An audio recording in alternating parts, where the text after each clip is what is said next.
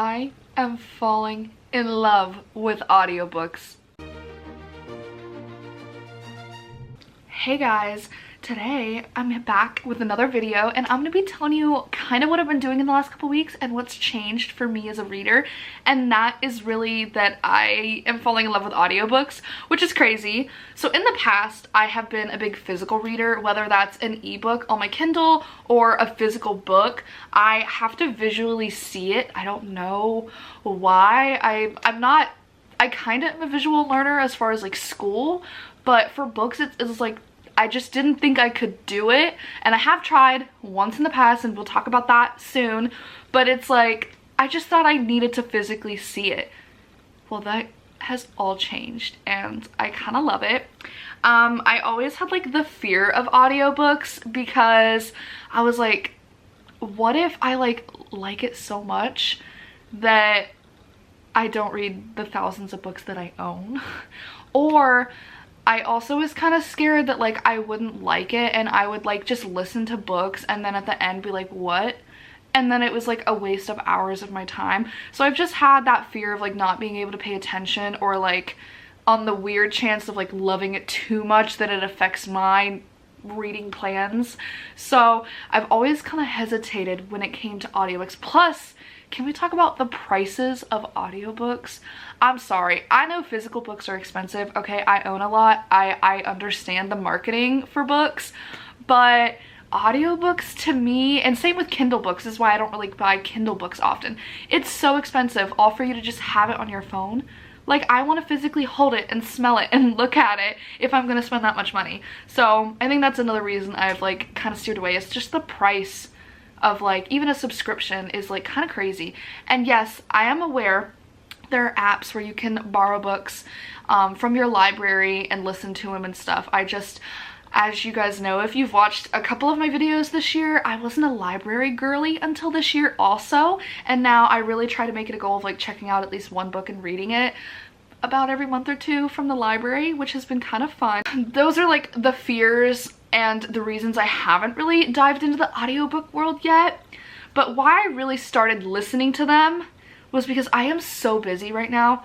And I think it's so funny because, again, I just posted a couple videos about being so depressed and not being able to do anything all summer. But right now I'm really busy and I need to be productive. So I actually started listening to audiobook because I had a book club meeting for my neighborhood book club I started, and I hadn't read the book and I had like 48 hours and I was like, I have no time. I've been crafting my butt off for this craft event, and then I got a call less than 48 hours in advance that, hey, we need you to start working now. So it's just been a lot. Everything happened at once. So I got a free little trial thing with Audible and I decided to try out our book club book. And while I didn't like the book, I was able to craft the entire time and listen to it. I listened to it in a day.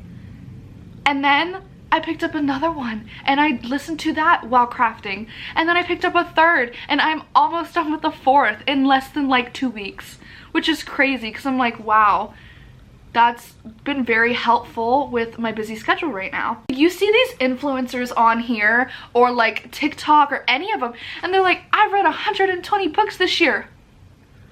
Literally how? Like, I've upped my number a little bit in the last couple weeks, but how are you reading that much? And a lot of the hacks and, you know, videos that people make explaining how they read so much in a year is because they listen to audiobooks.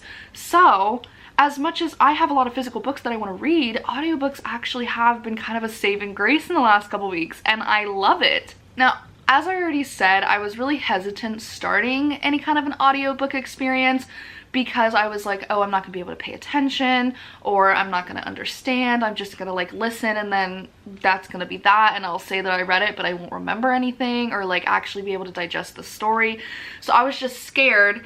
And also, as I said, and I'll talk about that now, I have attempted an audiobook one time before. This was a couple years ago. I read Alita Battle Angel by Pat Cadigan, and I loved the book. I loved the movie. I rated it like a 3-star at the time, and I literally in my review said I would have rated this more if it wasn't an audiobook. I think for me, it was just hard to keep the characters straight, like understand what was going on. I've never been someone that likes to be read to. I really just didn't care for it. So starting audiobooks now, I was just like predisposed to be like, oh, I'm really not gonna like it, but I need to read this book club book. So that's where my current experience comes in, that I am going to in detail tell you about some of the books that I read and how I read, or where I read, or what I'm doing when I read. So as I've said, I do crafts on the side and I do little events. So I have been listening to these audiobooks while doing my little craft things. The event's over now and I don't have another one for a few months, so like I have time to prep again. So I have been listening to audiobooks while doing that. But also, I work in a costume department for an amusement park, and spooky season's coming, so we have been prepping all of the masks and the costume and the makeup designs. So like my nails, they're actually okay today, but like normally my nails are all gunky. I got like latex and paint and glue and all kinds of stuff. So while I'm at work, I am friends with my coworkers, and you know, we like to chat and be silly while we work, but sometimes, you know, we just want to have quiet time, so we'll all put headphones in and do our own thing. And I have been listening to audiobooks, so I finished one at work and I started another one and I'm an hour away from finishing it. So that's kind of where I've been listening, or how I've been listening. And I also listen to it on 1.5 speed. I don't like being read too slow. Like, even if my mom is trying to tell me something and she's talking too slow, I'm like, let's go. So 1.5 for me is a really good speed. My mom walked in and was like, how can you even understand what they're saying? And I'm like, I don't know, I talk fast. You guys, if you guys are constant viewers, probably know I talk kind of fast.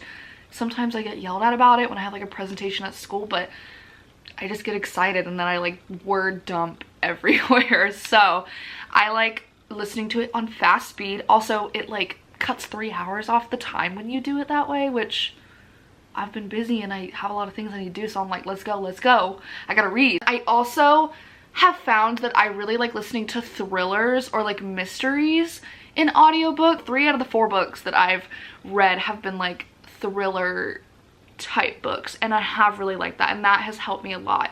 Now I'm going to tell you about the books that I've read. So the first one was my book club book, and this is why I started listening to audiobooks.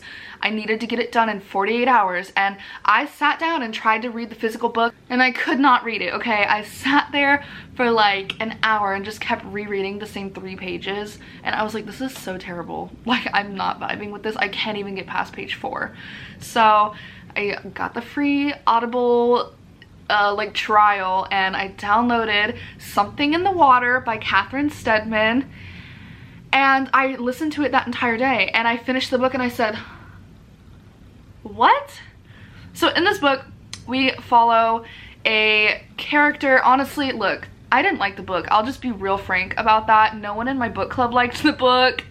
We had a really kind of short conversation because it was basically just, what the heck, what was this? And so I'll just like lay that out there real quick. So I don't remember their names because they weren't memorable, but basically it's a couple and they go on a honeymoon to Bora Bora and they find something in the water. It's just a series of really stupid decisions, and they get back to England and they just keep making the dumbest decisions ever. The whole twists and plot changes, it was just so stupid. Alright, I'll be real. And I hated The Maidens by Alex Michaelides earlier in this year, but I think I hated this one worse because The Maidens had potential. It just made me so viscerally angry about how it all played out and ended. This book was just bad from the start. I didn't like the writing style. I thought the characters were just so boring. She just like, I don't know, my book club and I talked, I understand why she was focusing so much on certain aspects of these like couples' lives, and it really gave like a background to what happens in the end of the book. But while we all agreed on that in the club meeting, we also were like, it was so boring. And it was just so silly. Think like Hallmark romance movie, like the really cheesy ones, but it's like a Lifetime thriller. Like, it's not good. I'm not saying Lifetime thrillers or like Hallmark movies aren't good, but think like the worst of the worst. Okay, that's what it felt like. I felt like one of those really cheesy vacation thriller movies, but made no sense. That's evil. So I think I rated it a 1 star. I was not a fan. I'm really sad I have 2 copies now because I hated it. I don't want to hold on to it. So that's going to be going in an unhaul video I'll probably make in a couple months. That was really disappointing. So I was really scared jumping into another audiobook, but I was also so excited because even though I hated the book, I loved the experience. So I read Keep It in the Family by John Mars, and I have been wanting to read a John Mars book for a long time. We have a couple and they live with his parents and they're trying to buy a new house. So they buy this new house and it's a lot of family drama. Like the stepmom doesn't like her and she doesn't like the stepmom, and there's just tension. And they buy this house and they discover a bunch of dead children stuffed inside suitcases in the attic. Well, you're also getting flashback chapters to a young girl, and her parents were the killers of these children. They used to like have her and her brother lure kids to the house and then they kill them and stuff them in suitcases. It's so messed up. Okay, like it wasn't like gory like a horror, but it definitely was like horrific. I was like, oh my god, like how could someone do that? So the main couple ends up getting pregnant and she's not comfortable in the house, obviously. There's a bunch of dead children and now she knows she's pregnant, and it just unravels from there. Like, who put the dead bodies?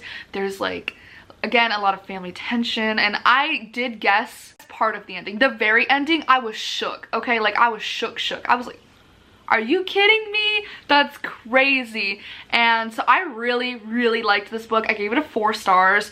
I thought it was really good and I was really excited to finally read a John Mars book. So loved it. The experience also was great. They had different narrators for the different characters, which was nice. I really liked that.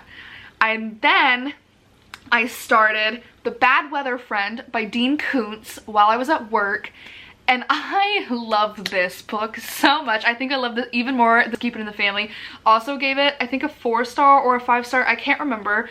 But it was so funny. Okay, this is like very like sci-fi horror, but like humor. That's so funny. So basically in this book we follow a guy named Benny Catspaws, and in the span of like 24 hours he loses his job, he loses his fiance, and his whole life just kind of goes to shit, let's be real. And he all of a sudden gets an inheritance from a mysterious uncle he didn't even know about, and it's a giant crate and then a video message, and the video message is like very cryptic. He's like, you'll understand. And basically it's a 7-foot tall guy, creature, whatever, and he calls himself the Bad Weather Friend, and his name is Spike, and he basically is on this earth to help people that are just too good for this world. So Benny is just such a nice guy, and he's like always giving people the benefit of the doubt, but he's always getting screwed over and like crapped on. And Spike is basically like, I'm your bad weather friend. I'm here to tell all these people that have wronged you like how bad they really are.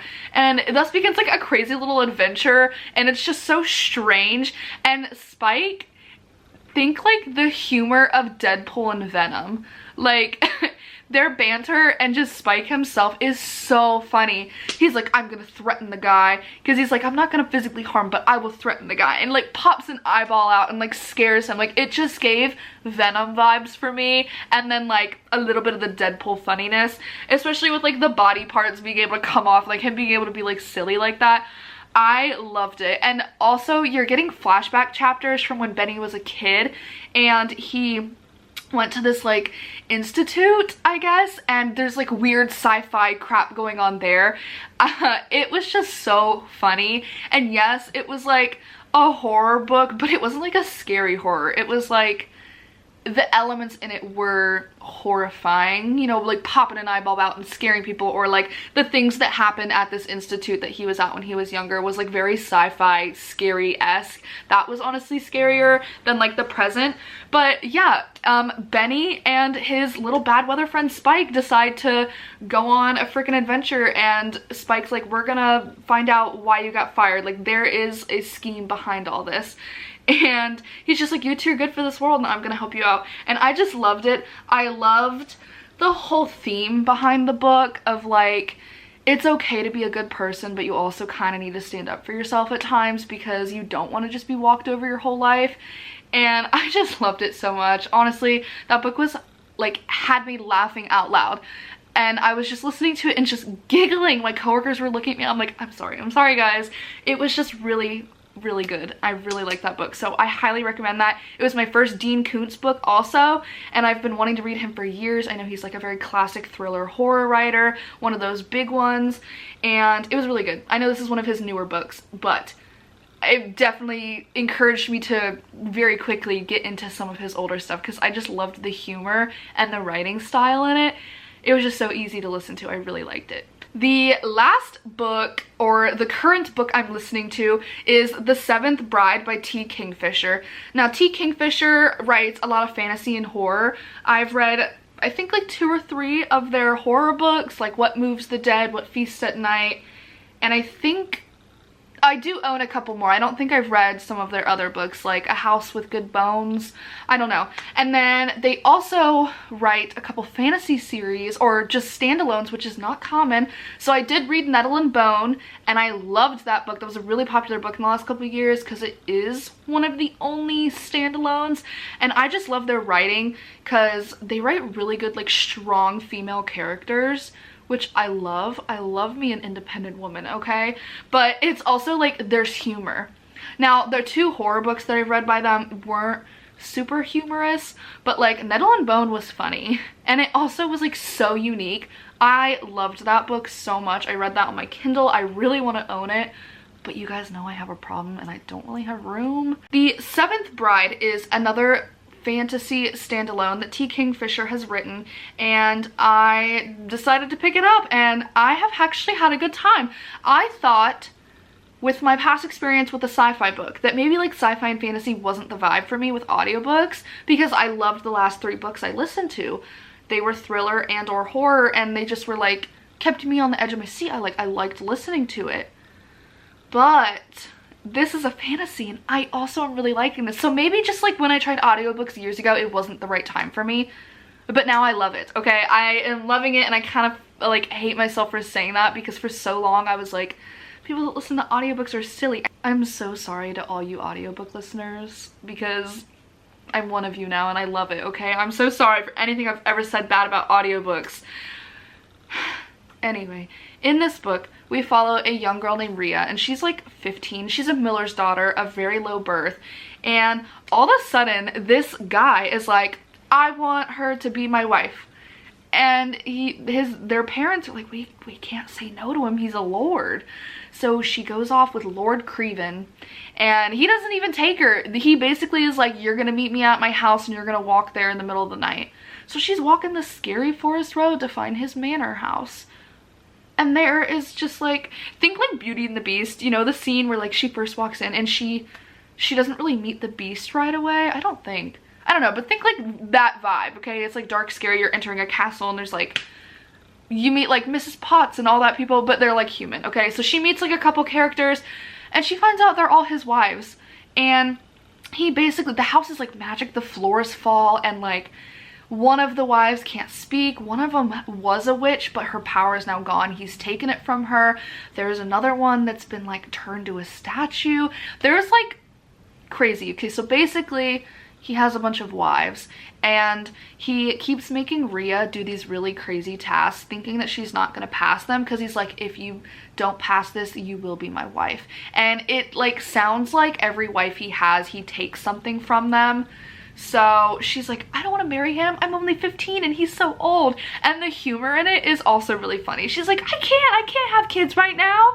And it's just so silly. And she ends up finding a little hedgehog, and the hedgehog, like, it doesn't talk, but like communicates with her. I love that. And the hedgehog has kind of helped her on a lot of her little tasks that she's had to do. I'm about an hour away from finishing it. I don't know how far along in the book that means, but I have an hour left and I am really enjoying this. Again, I really like the humor in this one too, and that's helped, but I really like the magic also. And I love the little companion animal. It's just really cute, okay? I am liking it a lot. For her being 15, I wasn't sure if I was gonna like it, but like T. Kingfisher always has really dark themes and like stories. So even though she's a young character, it's still like in a T. Kingfisher fantasy style, which I love because I think T. Kingfisher is probably one of my favorite authors. Honestly, I've read quite a few of their books and I've loved them all. Literally all of them have been like a 4 or 5 star, so queen. All right, I'll read whatever they put out. Anyway, that kind of wraps up my whole little rant, talk, chat about audiobooks. I know this was very like wordy video. I mean, all videos like wordy, don't we just talk? Anyway, I'm silly. I've had a lot of coffee today. But if you guys are audiobook readers, like how do you listen to your books? What do you do when you read your books? Are there any audiobook narrators or like books that you think I should read? Because I really liked the narrator for The Bad Weather Friend by Dean Koontz. I'm not sure exactly who did it. I'd have to go look. But I loved him. Okay, loved him. He was so funny. I liked that he even changed his little voice for the female voices. I loved it. So if you guys have any like favorite narrators or like books that you found better as audiobooks, please tell me, because this is kind of my new obsession right now, especially with me not having time and I want more recommendations. It would be even better if you can give me recommendations that are free or like Kindle Unlimited audio paired so that I can listen to them that way, because I do pay for that. So that would be amazing. I hope you guys enjoyed my little rant and my awakening to the audiobook world, and I will definitely see you guys soon with another one.